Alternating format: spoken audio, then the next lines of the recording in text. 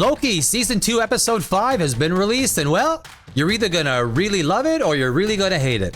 There's some interesting ideas explored in this episode, but I still have a little problem with the show based around the multiverse and endless timelines and variants. Why?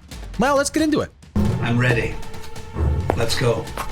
At the end of Episode 4, we saw the Temporal Loom and all of the timelines explode. A complete reset of everything that ever happened and all of its possibilities. Everyone's life has been reset, and now Loki has to try and reassemble the TVA to stop what's coming. What's coming? Well, that's what we assume. It's going to be the Kang the Conqueror character, or a variant of He Who Remains, or, you know, the John Majors guy that's all of his variations put into one. It's probably Kang. I think I'm excited. I'm excited. We also learn about the previous lives of all the characters as Loki pops in and out of their past lives before they were part of the TVA. Hunter B-15 was a doctor. Casey is one of the three that escaped from Alcatraz in 1962, which I found kind of humorous. It was a nice idea. OB, he's a science fiction writer slash astrophysicist. And Mobius, a jet ski salesman, even though I think he's on a Sea-Doo, which is Bombardier.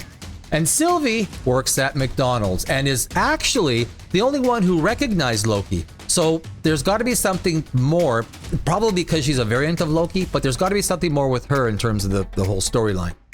They actually, I think, had Brad Wolf also in there eating a donut. He was the guy that was bald with the beard. As Mobius tries to sell him a jet ski eating the donut. I think that's Brad Wolf. Tell me if I'm wrong. Tell me if I'm right. It's a nice little cameo. We see that OB's place is actually the location of the TVA. And based on things he says and does, he seems to know more than he reveals. His idea is to get the main characters back together in one place, so he can read their temporal aura and find the coordinates so they can go back to the place in time before the temporal loom explodes. Loki gives OB the TVA handbook he got at the beginning of the episode. The handbook with the answers to everything and the secrets to space-time. Einstein, eat your damn heart out, buddy. Loki's reason for all this?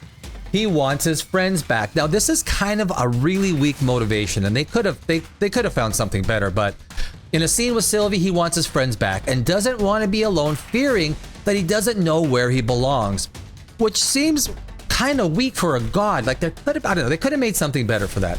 But here's the main thing that we have at the end of episode 5, and the reason I'm finding it a little harder to make a definitive review of this episode than the others.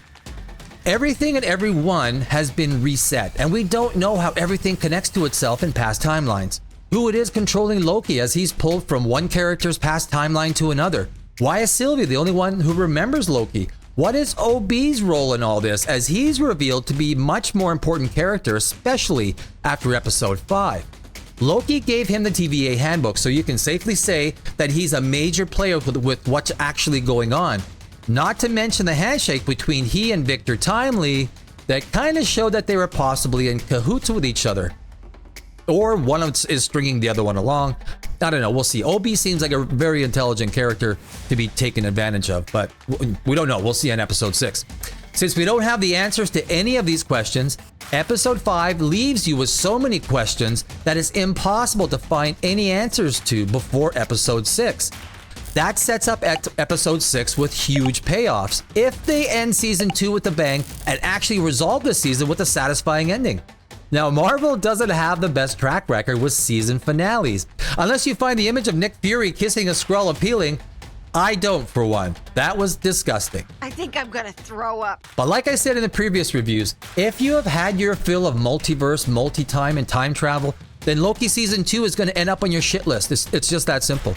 It takes everything that is multiverse and amps it up to the nth degree.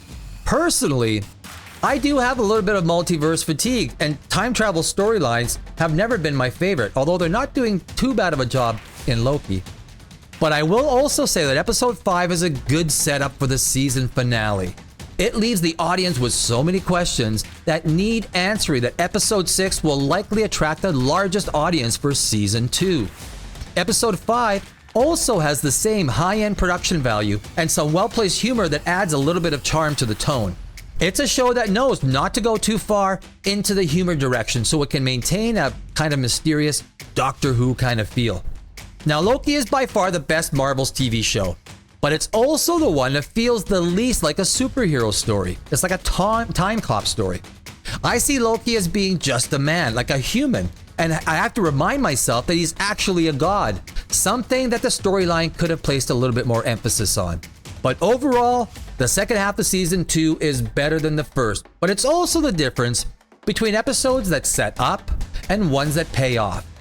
Even though episode 5 was much more of a setup for episode 6, it gave the audience an interesting amount of subject matter to think about, which is also one of the good points about this show. It does make you think as you try and keep track of a lot of moving parts and what their relationship is to each other in all the different timelines.